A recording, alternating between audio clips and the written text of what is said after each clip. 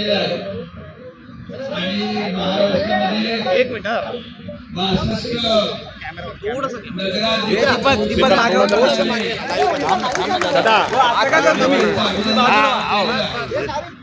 आणि रुपेश म्हात्रे, प्रकाश पाटील सगळे कार्यकर्ते देखील विविध ठिकाणी गेले होते आणि या सगळ्यांच्या मेहनतीमुळे हा विजय मिळालाय। मी सगळ्यांचं मनापासून अभिनंदन करतो। हजारो नगरसेवक निवडून आले, त्यांचे अभिनंदन करतो।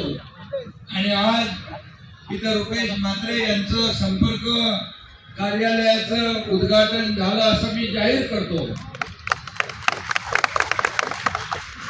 आणि रुपेश म्हात्रे गेले अनेक वर्ष या भागामध्ये लोकप्रतिनिधी म्हणून काम करतायत। ते आमदार म्हणून त्यांनी काम केलं, शिवसेना पदाधिकारी म्हणून काम केलं, 80% समाजकारण 20% राजकारण ही बाळासाहेबांनी दिलेली गुरुकिल्ली आहे। गुरुमंत्र धर्मवीर आनंद दिघे साहेबांनी दिलेला गुरुमंत्र घेऊन ते पुढे जात आहेत। 2022 ला आम्ही जेव्हा या महाराष्ट्रामध्ये उठाव केला, सर्वसामान्यांचं सरकार महाराष्ट्रामध्ये आणलं, माझ्या लाडक्या बहिणी इकडे आहेत, या लाडक्या बहिणींचं सरकार आलं, लाडक्या भावांचं आलं आणि त्यावेळेस पासून रुपेश म्हात्रे अस्वस्थ होते, काय करायचं।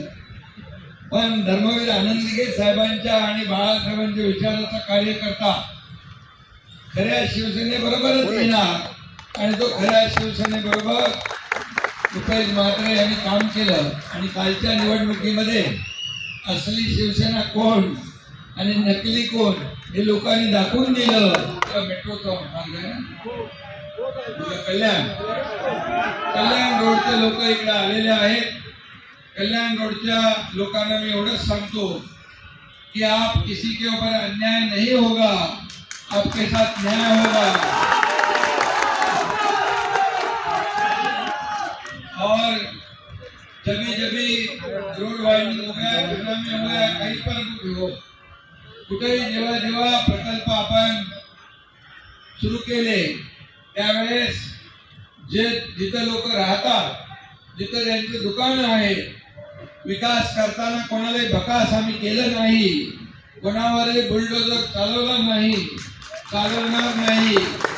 आणि म्हणून सगळ्यांना विश्वासात घेऊन सबको सम्मति से सभी लोगों का योग्य पुनर्वसन करके ही ये सब आगे जाएगा और योग्य मुबदला हो, योग्य पुनर्वसन हो।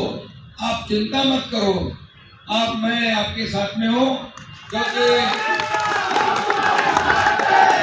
कोई भी शहर हो, कोई भी नगरी हो, उसका विकास तो होना जरूरी है। उसको पीछे लाइट चल रहा है विकास उसको होगा तो ये आपके लिए वो फायदा होगा, लेकिन विकास करते वक्त उसको बोल पीछे लाइट चल रहा है, किसी के ऊपर भी अन्याय नहीं होगा, इसका ध्यान एकनाथ शिंदे जरूर रखेगा।